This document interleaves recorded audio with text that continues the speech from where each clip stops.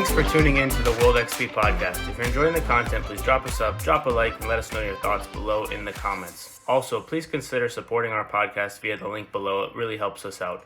Welcome, Omar, to the World XP podcast. We've had you on once before, obviously with a conglomerate of the younger guys that didn't know how to answer questions quite yet. But this time we got you back. It's just you. It's been a little bit. We've been keeping in touch here and there, and then for those listening, obviously, Happy New Year. This will be out day after New Year, so Happy New Year to everybody listening. This is the first episode after New Year. Yeah. Oh, man, so much pressure, bro. There's no pressure. No pressure. Compared to the development of a prodigy soccer player, this is nothing. That's the easy part. That's the easy part. Yeah, that's the easy part. This is harder than that.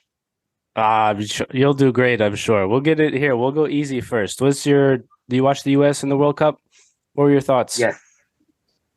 Messi, man.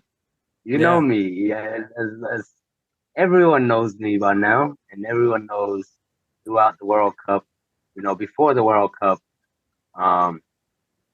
I've said it, Messi. This has to be Messi's World Cup. So many past World Cups, so many Copa Americas where it's right there for a tap in and the ball is going wide. This one is a different chip on his shoulder. And then last year, people didn't understand. Last year was more of, let me shut it down, let me relax, let me get body, everything healthy where I can go 6-7 games, 90 plus minutes and be effective. Not even, a lot of people would say, look, he's walking around. That walking around doesn't show you the 4 or 5 other people that constantly have to look this way just to see where he is. And in the span of 1 second, the attack can happen on the other side with Di Maria, and you have a tap and goal. So, really happy about the U.S.'s play as well. I watched all of the U.S. games, and it was Argentina's World Cup. No one else. Yeah, it was. I fully agree. People were asking who I wanted to win once I got to the semifinals and the final. And I was like, you can't have anybody else but Messi at this point win it. And let me tell you this, dude. Yeah. Let me tell you this. I never panicked after that game versus Saudi Arabia. As a matter of fact, that was maybe one game where I probably had a session early in the morning, and I thought Argentina was playing on the next day. So I missed that. And then when I woke up in the morning and I'm seeing all these, I'm going to get the Messi banter every time Messi does something wrong, or Argentina or PSG loses, whatever it is. So I'm looking at all these messages and none of them say good morning, because the game was so early. So I'm like, oh, man, it's going to be a long one. Yeah. I don't all the people on ESPN and wherever they were like, no, Argentina's not going to win it anymore. One bad performance. People forget also that Spain lost their first game in 2010, I think, to Chile. Maybe I think it was to Chile 2-1, and then they go on, and I don't think they conceded another goal for the entire World Cup in 2010. But yeah, for Argentina, the situations that they kept fighting in all the the Holland game, they come back 2-0, the France game as well. Mbappe scores his 2. That second goal was bonkers as well. But they were able to, there's a lot of teams that would have collapsed at that point and conceded the third, and they didn't do that. So that's probably the only thing that's the only, as a coach, as a coach or as a player that's watching the game, you're supposed to watch these games and take an example out of it. And when something like that happens to a team with very, very good players, giving up a 2-0 lead, which is common. We always see it on the sidelines or as players, we always see it. It can be Saturday, it can be Sunday. We always see it. But to see it on that level, and 2-0 lead is the easiest lead to ever come back from. First goal is confidence and momentum, and next goal is bang. Now you're hoping to get to overtime or whatever it is. So just from a coaching perspective and from playing and training, you never want to be complacent as a footballer. The score is 2-0. The whole first half you've dominated. So now your back line shouldn't take the foot off the pedal and make a mistake like that to let the team back in the game. So, but overall, man, it's you're gonna have there's three things you can never control in the game, or when you're on your way to a game.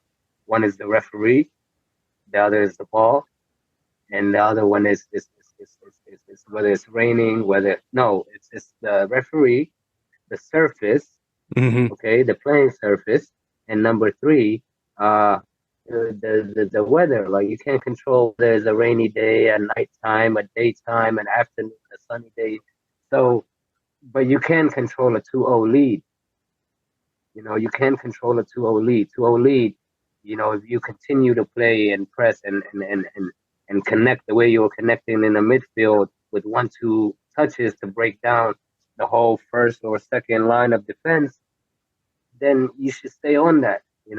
Another thing that as coaches, or when I'm watching it as a coach, when I'm watching the game, um, I'm looking at how subs.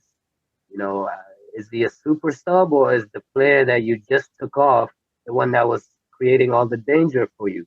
For example, before France started to come back, Jules Koundé had his hands full with Di Maria. You see what I'm saying? He had his hands full. But the minute you brought in Acuna and the score is still 2-0, and now you're trying to be defensive on both sides as the left back and the left winger, both being left backs. Acuna is the left back, and who was playing behind them? Tagliafico. Tagliafico. Tagliafico is the left back. So now you've lost that attacking ability on that side of the field. And you start to see his press getting higher and higher up the field because the release points in the press would be the wingers or the striker, and the winger that you have on the left is a left back. Hmm. Yeah, and of course, left back. we also don't know his Di Maria's fitness levels because I think he was carrying an injury or something, but yeah, no, of course, those substitutions were hugely important. I think Deschamps, by the same token, to take off Giroud and Dembele before halftime is that's a big call to bring on those two that he did, and they made Colomwani won the penalty, almost won it at the end of extra time. It's another good sub, and the coaching, you can see these decisions in and out like the tournament, and there's lots of. I think there was. I can't think of one. Obviously, the Di Maria one for Acuna, but I can't really think of one where I was like, that coach horribly got it wrong for the whole overall. I think the analysis was like the coaching was good. Yeah, it was a good World Cup. It was a very good World Cup. I wanted to ask you. One of our coaches actually went to the World Cup. Oh, really? Yeah, Coach Ben went to the World Cup.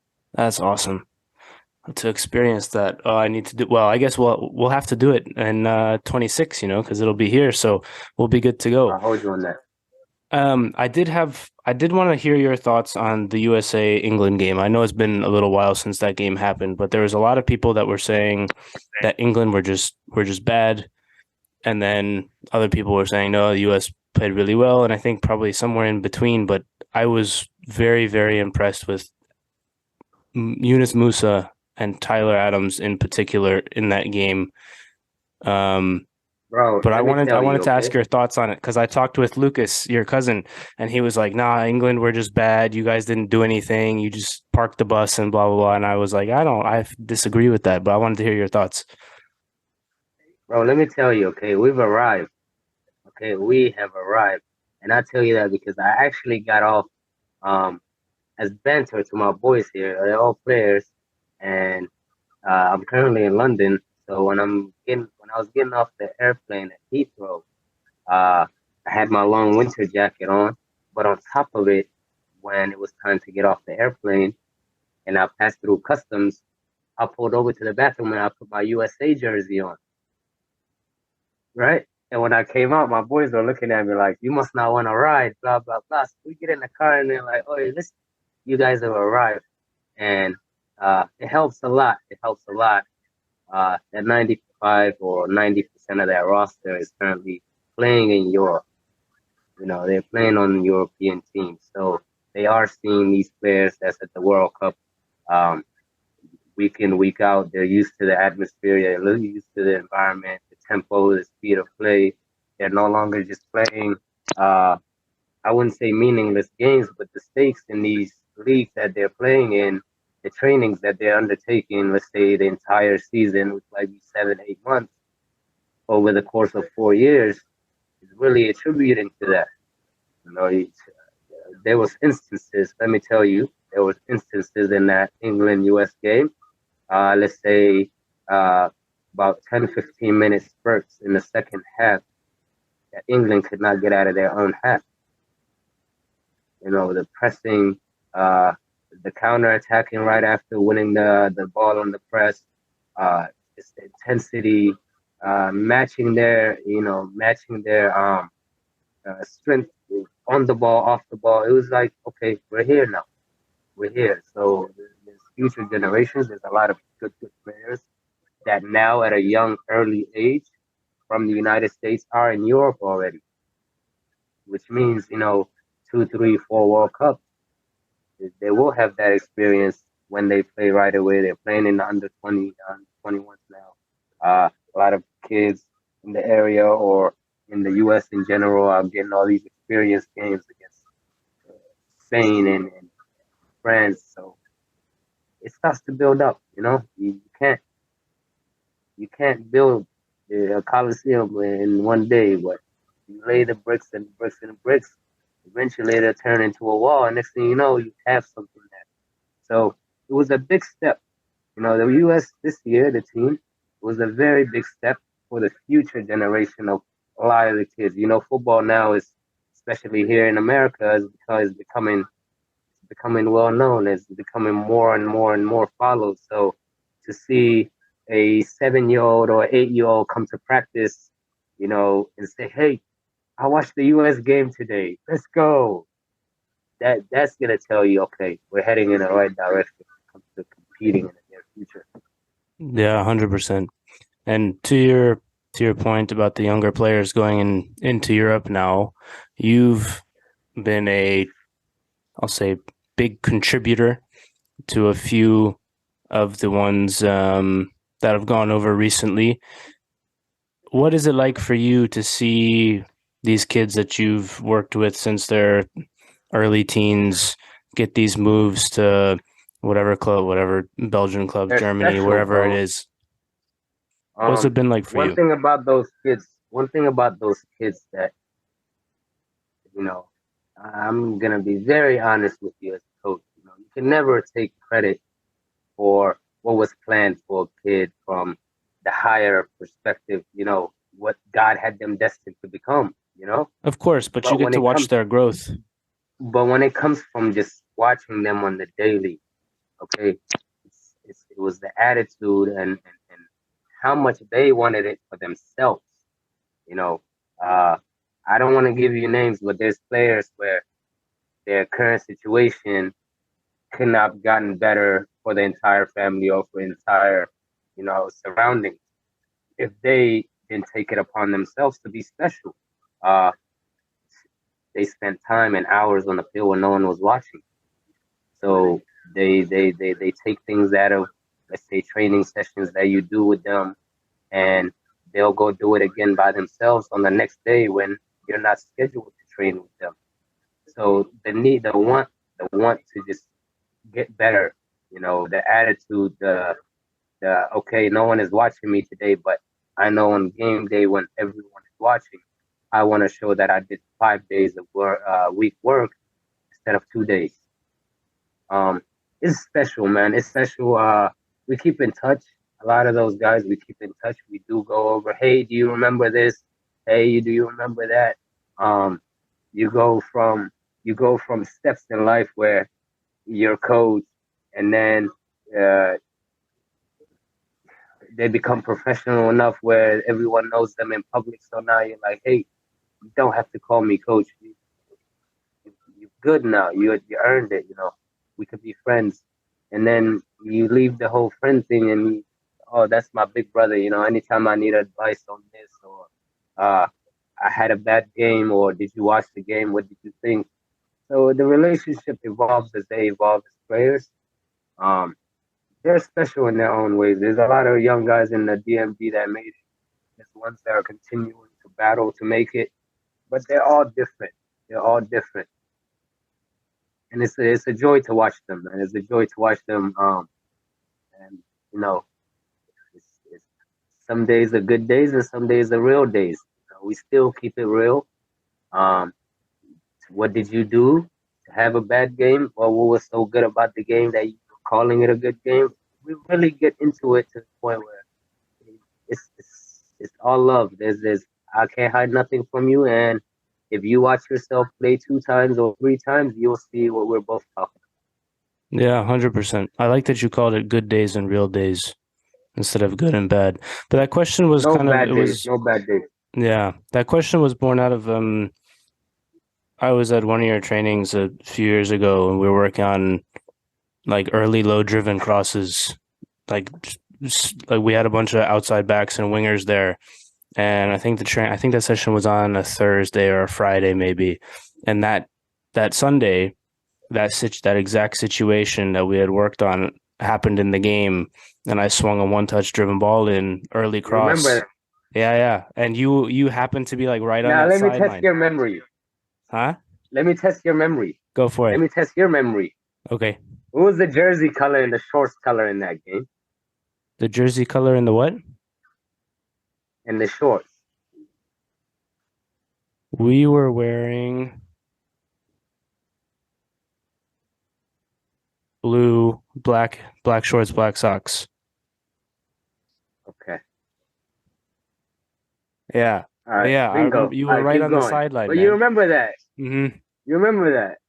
Yeah, you were right on the sideline, and I remember turning to you and like, because you and I both knew immediately like what had just happened, and you were like, "See," and I was like, "I know."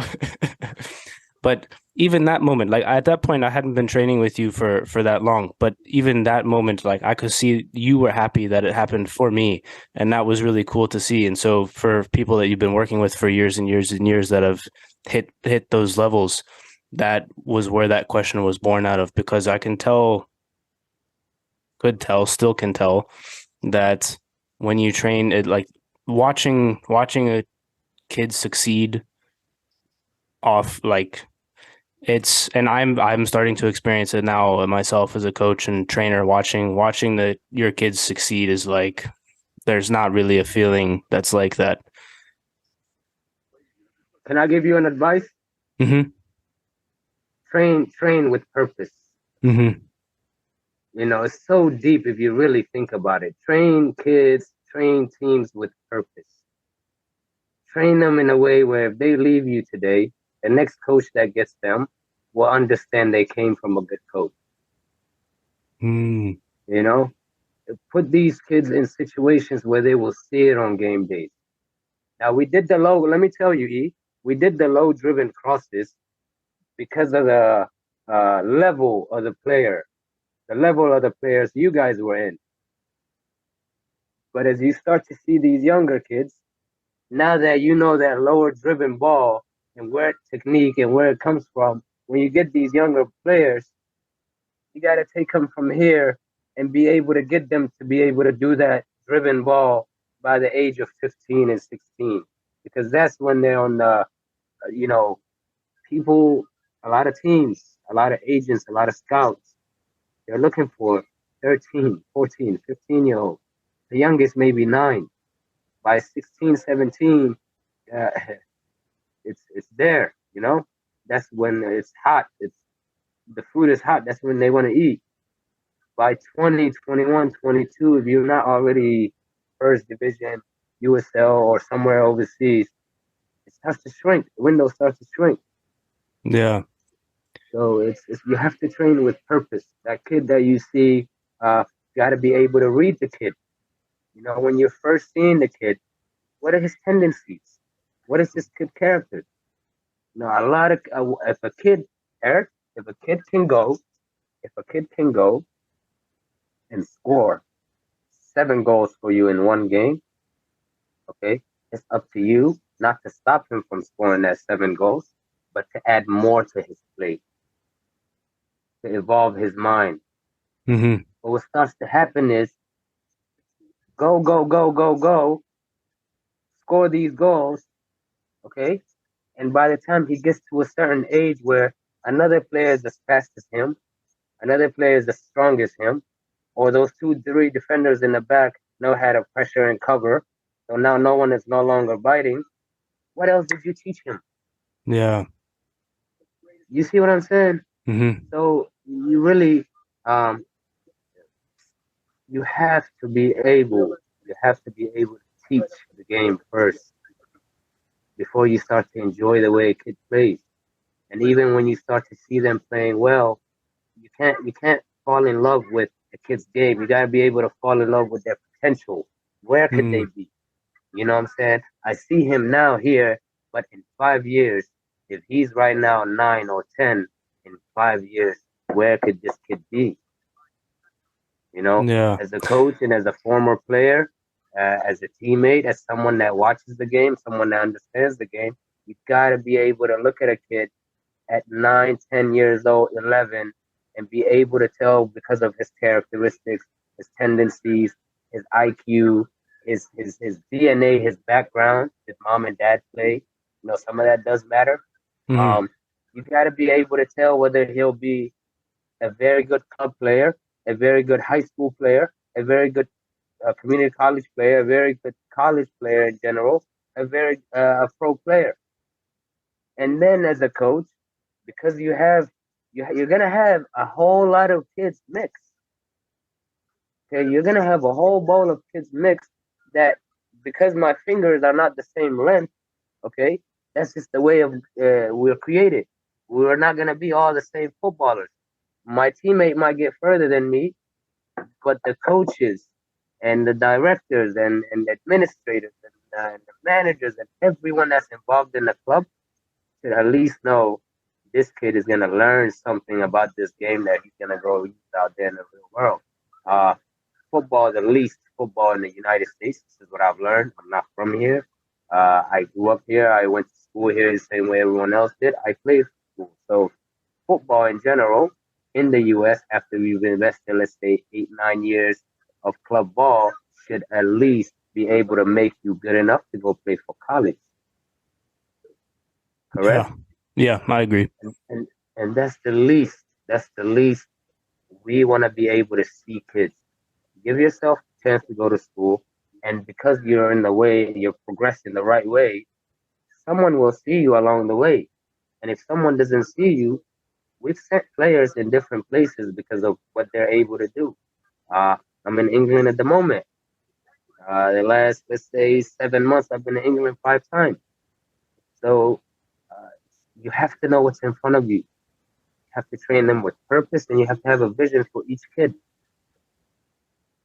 Yeah. I've got 3 or so kids in that 10, 11 range, and they're all completely different. And there's one that I've had for when I first got him is just like a kid that didn't know what he was doing. And now I've been able to help him with some mechanical stuff and some other stuff. And now I'm starting to incorporate the things that I learned from your trainings with some of the kids that are around that age and watching him improve, but also starting to be not necessarily for position specific, but turning him into just a footballer that can know the game and understand why we take like why what I tell him all the time is I give you the tools and you have to make the decisions on the field, and I can help you understand why to make those decisions. But once it gets on the field, I can't play for you, but I can help you get all the tools that you want. And this kid, I was telling Jenna this the other day, I was spoiled with this kid because if we're like, oh, we're gonna do 10 of this touch, and if he gets if he gets one wrong, he's like, no, I need to do another one until he gets it right. And to get that from a kid at 11, like this kid, when I first got him, I was like, I wasn't so sure, but now like you said, the potential on him is like if he keeps working in his way. So yeah, like you said, it's like to change the purpose and to have that vision for each of them is like I've been learning that as I've been going. So to hear you, and I hadn't quite put it into words in the way that you just did. So to hear it put into kind of a succinct like way was super helpful. So I've I been thinking appreciate that. about writing a book, by the way. Yeah, Yeah, you I have a should. lot of topics on mind that I would love to cover. It's busy, Eric, busy seasons, Yeah, of course. but But in the future. people people would I think people would read it. Like the one of the things about today's sort of world where people can do a podcast or write their own book and do things like that, and you don't have to kind of go through the traditional gatekeepers, is there's people like you that like when I trained with you for what a year or whatever, I feel like I got so much Hmm. better as a player more than like that year. I think I got the most like improved the most of all of my years as a player.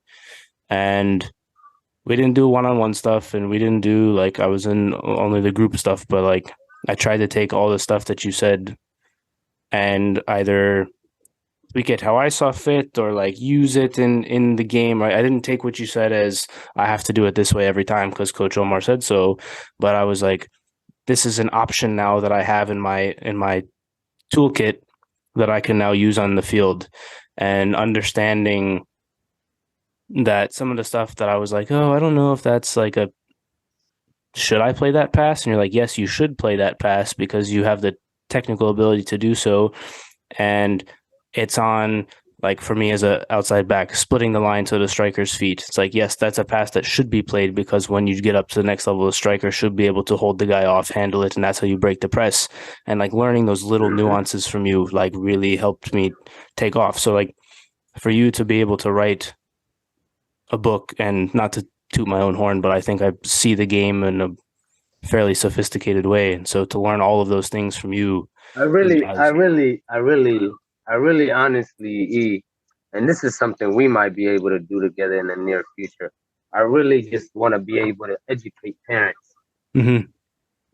I would love to just educate parents on football landscape here in the U.S., where it is, where it was, let's say 30 years ago, where it's heading, uh, what the college landscape looks like, how, let's say, all these international players coming into D1 schools is really going to affect your child, and what to do oppositely to combat that.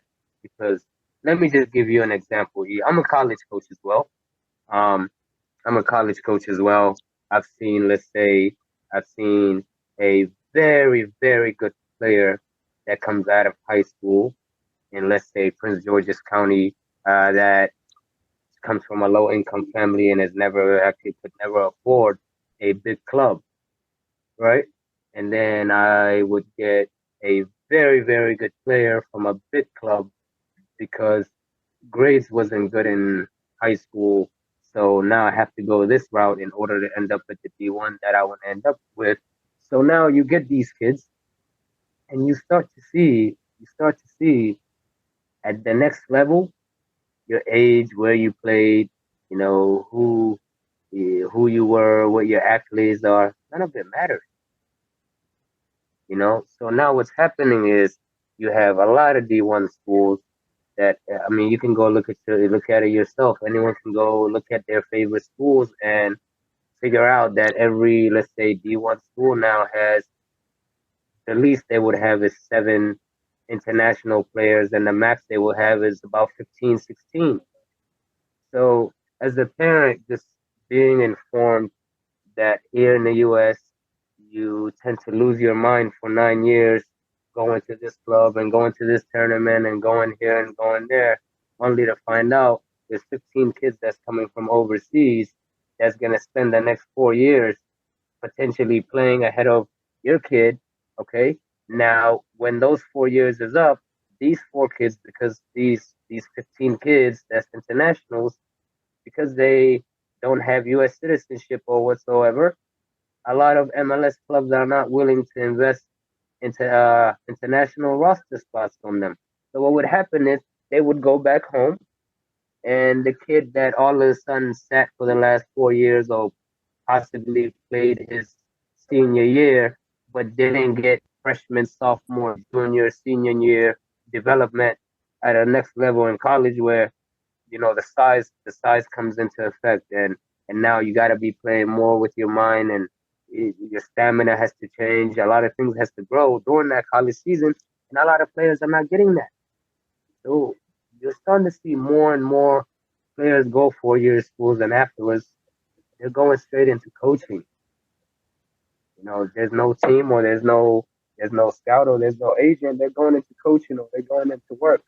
So just an educational kind of thing to be able to share with parents and relate with parents, and to say, hey, this is what happens all the time. This is how you can combat it. This is what you can go do different. These are the places that we can potentially send you to be seen, to be evaluated, to be told, hey, this is what you need from a different perspective. Yeah, I agree. I I talk to a fair amount of parents that just have no idea about any of it, and it's difficult for for me extent to a certain extent because I didn't play really in college, and I didn't play organized basically from like the time I graduated high school until like 2019, so like 6 years I didn't really play organized, and it wasn't college, it was in so I get it's like the adult sort of like elite amateur status, which is like is a good level, but it's not like it's just different. um and so yeah, to be able to, well, one, I could use I could use a lot of the information that you're speaking to, but I think the parents could as well. Obviously I have the knowledge from like this is how good a player, if they want to play at such and such level, they probably need to be about this good or have this, like, so I have all that, but the rest of the stuff I'm not in the dark, but it's changed a lot in the last 5-10 years since I was playing. Like even some of the D3 schools are starting to get more international guys recently, I've noticed. I'm telling you, man, knowledge is power. Yeah, Yeah, 100%. knowledge is power. Knowledge is power, especially when we're involved and we're so invested into this sport because our children love it. It's very good to just know. Um, Very good to understand the child as well.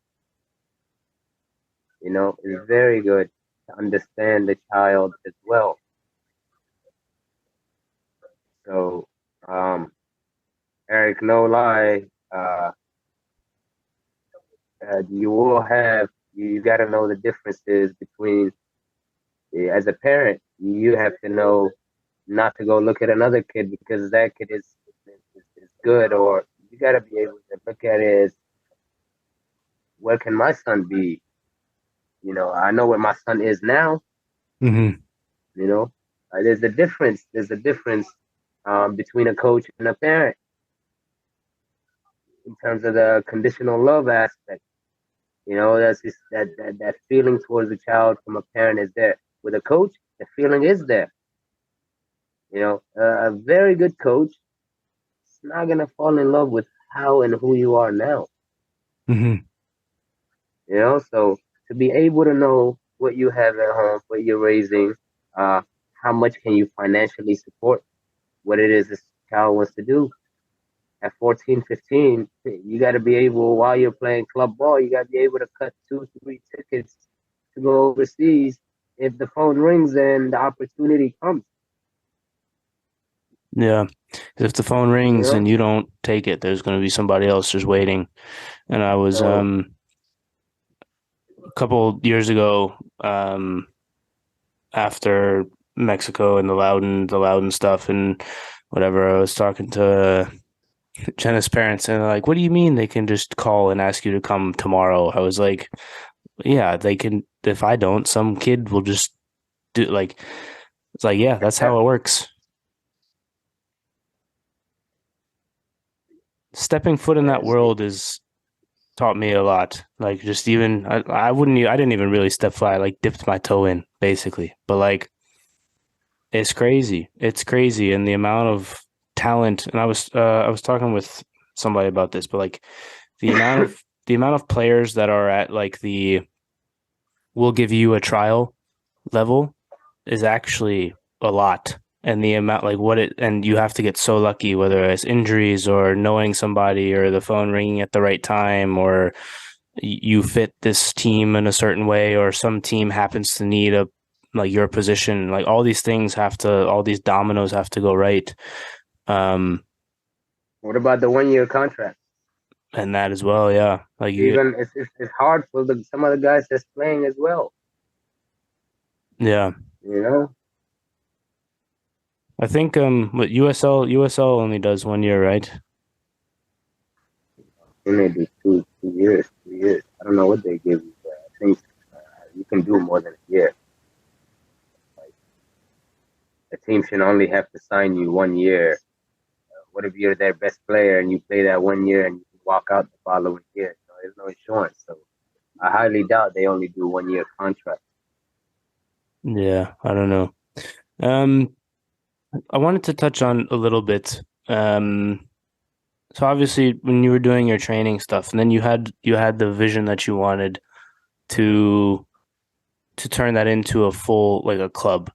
What about or where were you in life? Where were you personally? Where were you with the training stuff that you were like, yeah, this is a step that I want to take, um, rather than just staying at where you were, because I think you were doing just fine where you were, but you had it in you that you wanted to create something more. What went into that decision from a not necessarily from like a we have to do these four things, but like from a mental like where were you that you're like I want to create this? Um, honestly, I'm pretty sure you know Lambo as well. Mm-hmm. Um, while we've been doing trainings, while we've been doing trainings, Lambo and I had two independent teams. We had two younger teams at the time, 3, 4 years ago, uh, were 2012. So let's say they were about 7 years old. You see, they were 7 years old. So Lambo and I used to go from, let's say, training with older kids, going and yelling in college, and then coming down to 7 year olds and being able to enjoy teaching the game to, blank canvases in front of you. Like it used to be the funnest time. So, um, as you know, Lambo is the co-founder of Touch Kings as well. Coach Brian, he's also the co-founder of Touch Kings as well. So, um, myself, I never had, let's say, academy. I came to the U.S. I don't really share a lot of personal about myself. I came to the U.S. at the age of 9.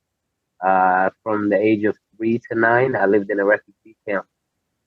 We never had academies. We never had turf. We didn't have a ball. Like our ball used to be made of these things and, rubber bands. But when I tell you, when that ball kicked off, we were kids. We were kids. All we did was go to school, play, go to school, play, play, play. So when we came here and right around high school, when let's say we learned the language and started to play in parks and people started to see. Then there was, hey, come play for my team and we'll take care of this, we'll take care of that. Um, Brian played. Brian played professionally as well. Played in Ireland. Lambos played against El Shea. It's these.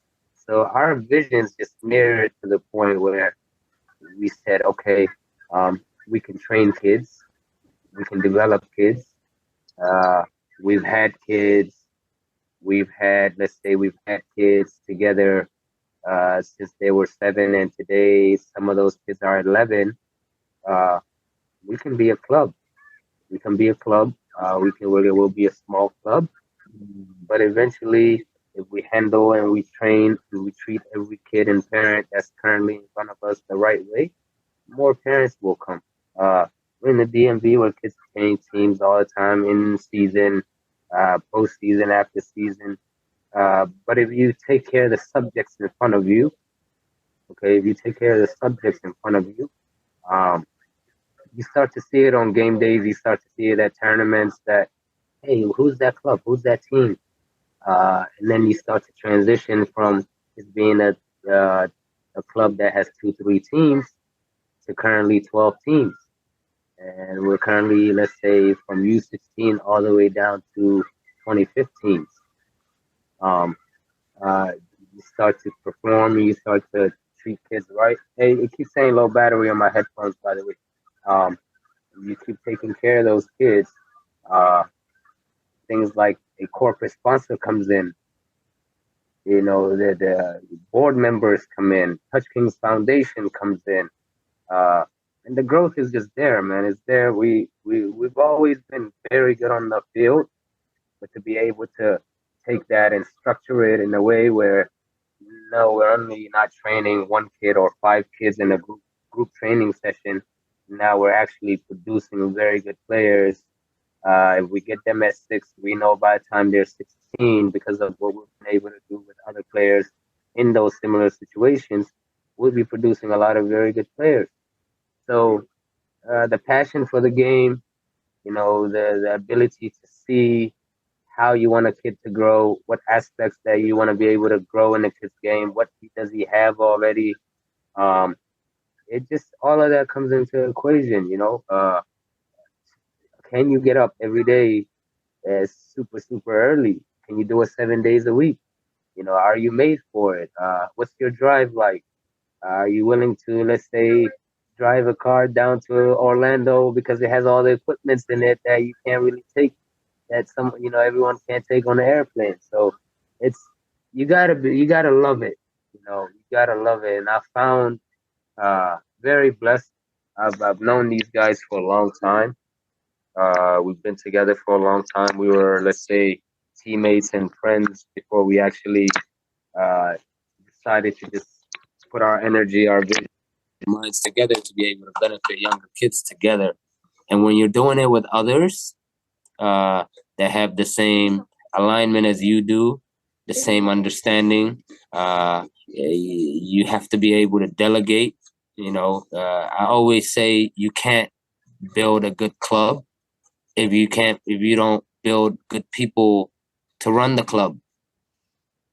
Okay, so you can try to run the club and be there and exhaust yourself and be able to run, and you will run yourself to the ground if you take that route.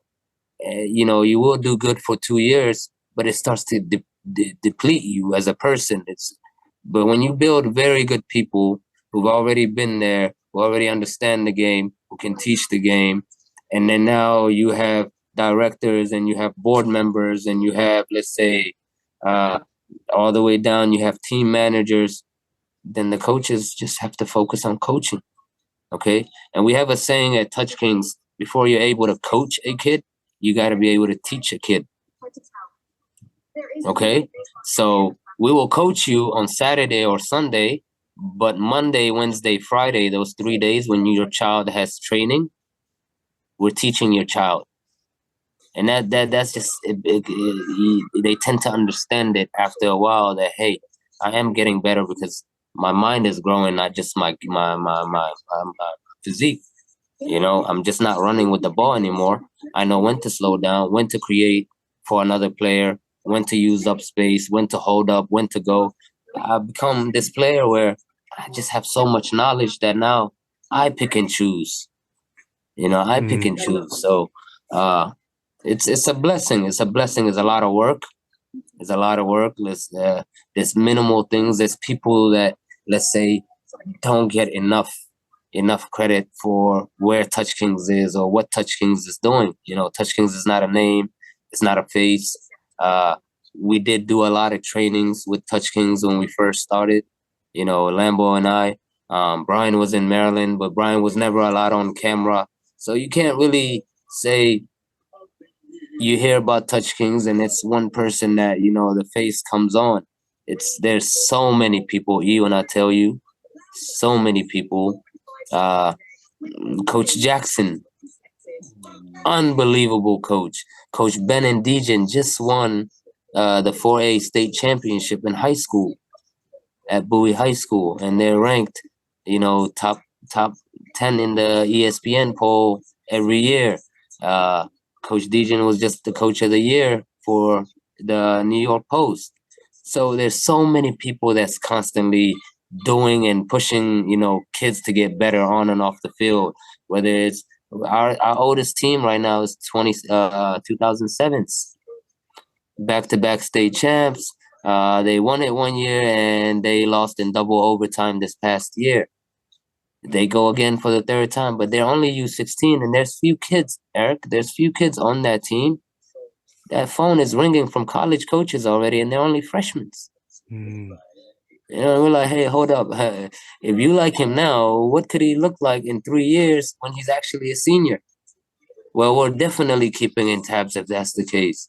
So it's so many people that just do the daily I'll call them undercover, underground. Like they handle it in a way. We have an administrator that's unbelievable. Okay, we have a scheduler that's unbelievable to be able to juggle so many teams, fields, players. One thing we try to do different over at Touch Kings is if we see a player is a little bit more advanced for his own age group, we make it open for that player to be able to play up. If he's good here as well, test him up again. But in order to do that, there's someone that no one knows about that's doing the scheduling of all the games to be able to make sure that kid can make those 3 games. Mm-hmm. You understand? So it's myself, Lambo, Brian, we're more visible, we're more around, with so many people that deserve credit for where Touch Kings is, what Touch Kings is doing. And then again, it was the vision for it. It was the vision for it. We're not done working hard, but we work so hard to get it to where it is, structure it, and have the right people get in there and just work for the teams and the kids. That's awesome. It genuinely is. I told you this.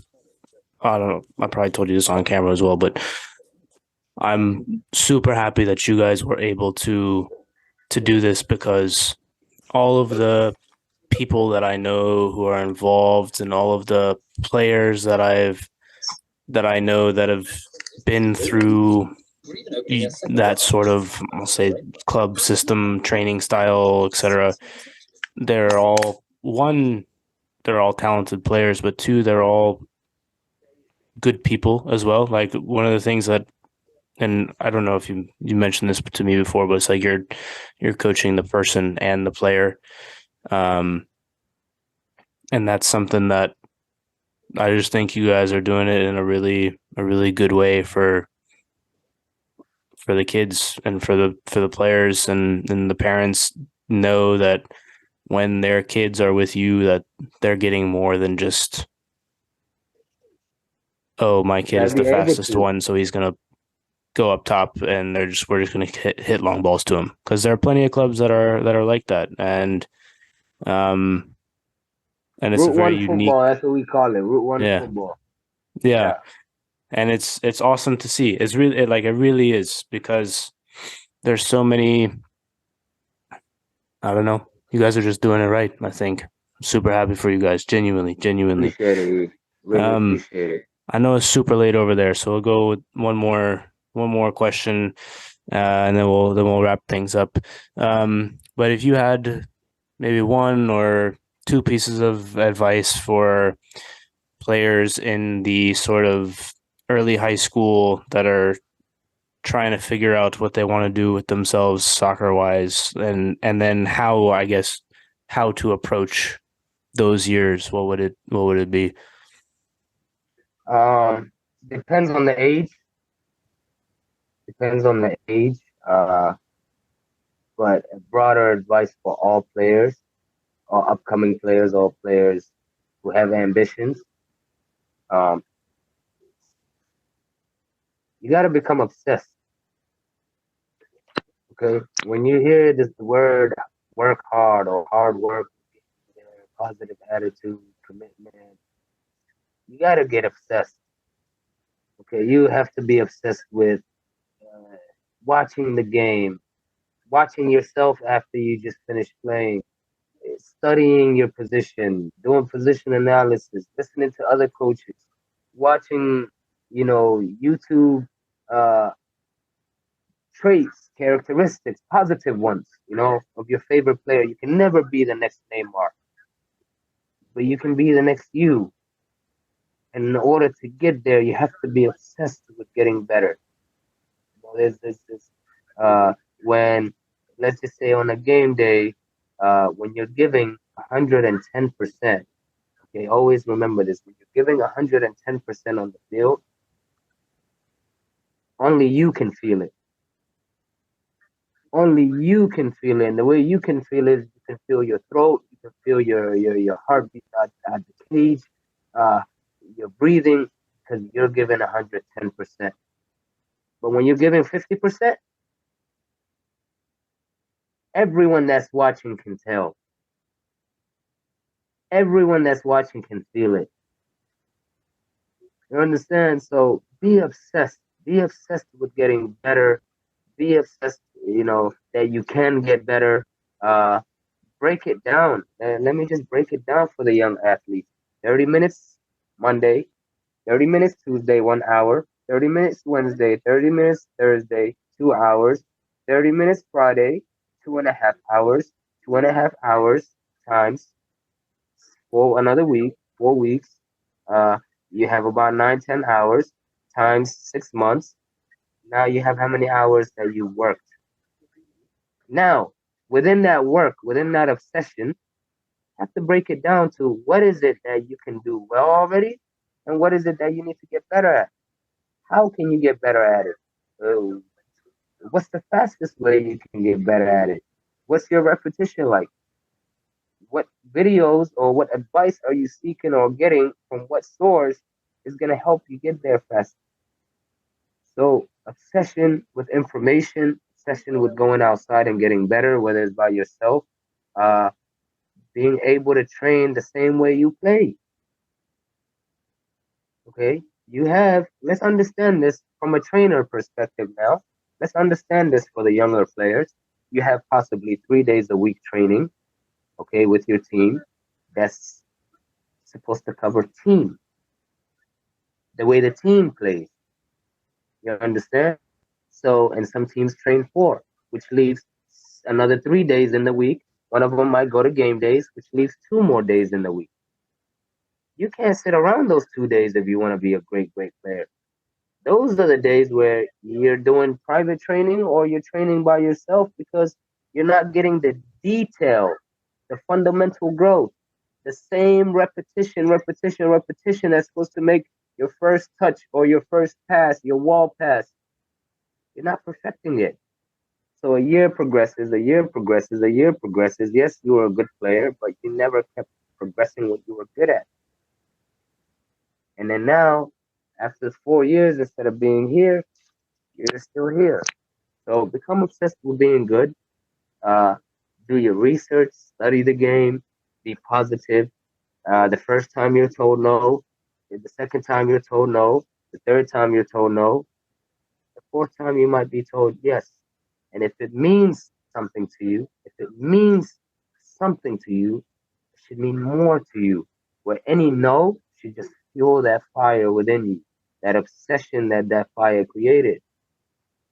Okay, so it's there's a lot of potential in the area. There's a lot of potential in the area, and a lot of players can be very, very good players in their future. Work hard and become obsessed with your work, with your craft. That's the biggest 100%. advice I can give you. That's great advice. I think there's a level to when working hard doesn't cut it, the word obsession becomes more applicable. But yeah, man, I appreciate your time. This is a great conversation. No problem. From England, the first. Hey, my name is Omar. Me and Eric go way back. Hey, I remember that game in Mexico as well. Mm. Yeah, you had a very good couple of games in Mexico. Let's not Yeah. downplay that as well. Thank you. And I know that was big for you because we did a lot of work before that tournament to be able to go there and play the way a lot of guys, some guys played, including you, was unbelievable. It was very good to watch. Thank you, man. And I those appreciate were a it. very good pro team. So you have things to tell your grandson, your grandkids about. That's the plan. That's the plan for sure. right. All right, guys. Happy New Year. Omar, always a pleasure. We will chat offline because I have some ideas for you on various things. But with that, guys, we'll see you guys next time. Peace and Happy New Year.